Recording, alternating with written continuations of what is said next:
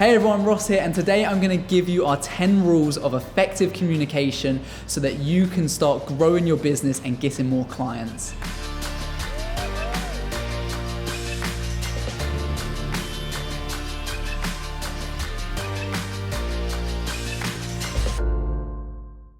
Now, if you're like me, you probably really struggle with text when it comes to marketing your services, and you're fed up with posting the same generic, check this out, have a look at this, and you want to be able to connect with your audience on a new level. The social platforms are favoring meaningful statuses and content over those short, check it out, and they'll have keywords, which means your posts won't perform better. And look, you're in the best position because you're getting to learn this stuff for us who have had to try and test it. We've had to find this stuff out the hard way of what works. And if you're building a production company, then our clientele is going to be exactly the same. So our target audience and demographics is going to be the same. So I'm going to share this information with you to give you the best chance of success. So 10 rules of effective communication. The first one is simplicity. So speak the language your audience speak and don't use foreign words and try to overcomplicate things. Just talk on a basic level and the same one that your audience speak. If you've done your avatars and know who your marketing audience are, then this will be helpful for that. But keep it simple. Number 2 is brevity. Keep things short. If you can say it in fewer words, then do. Small beats large and simple beats complex, but visual beats everything. So if you're in the industry, create some videos, but keep it small and short, but keep it visual too. Number 3 is credibility. There's a saying by Warren Buffett that says, "You can lose me money, but if you lose me an ounce of credibility, I'll fire you." Clients buy from you when they trust you, so talk about your values and that will give you credibility. Talk about your past work, testimonials, things like that to gain as much trust as you can. 4 is consistency. Take one message and repeat it over and over again because most people aren't going to listen on the first time, so keep repeating the same message. 5 is novelty. Use hypnotic words, things like free and new. Those things attract people. It's how we're programmed in our mindset. So use those words. Google search this stuff as well for hypnotic words to try and find out what gets the best responses on certain platforms.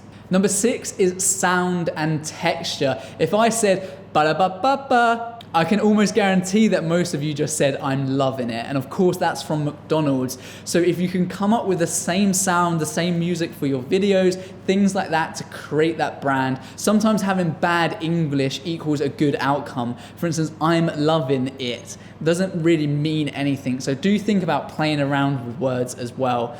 We once did a campaign that said you can sign up to one of our regular content plans for as little as £1 billion a month. And the amount of traction that got because people thought that it was a typo was massive. So it's just little things that you can do to play around with people. Of course, we're not going to be charging, I wish we were charging £1 billion a month, but there's little things that you can do, and so take some advice from that. Number 7 is be aspirational. People must feel and picture themselves using your product and seeing the end goal. So make sure when you're writing stuff out, you're aspirational in that as well.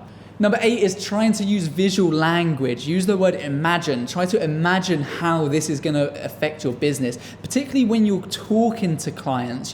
Imagine how this is going to benefit your business. Once you've got a video up on your website about all of your products, how is that going to look? And imagine that. Number 9 is ask questions. This helps qualify them. Ask them, do you X, Y, Z? Almost have power in your rhetorical questions. Do you want your competitors to overtake you if you don't do this? So just some things to think about. Number 10 is context. You need to already know where you're positioned in the market and think about your positioning and your perceived value. So really looking at where does there's no point in talking about one thing for half of your post and then changing it at the very end. You need to be on the same guidelines. And you can use this stuff not just for your advertising, but also just for your general communication between emails, outreach, and your inbound projects as well. And use this when you're talking to clients as well to gain a good understanding, and then they can connect with them better, build more trust, and therefore you will get more sales.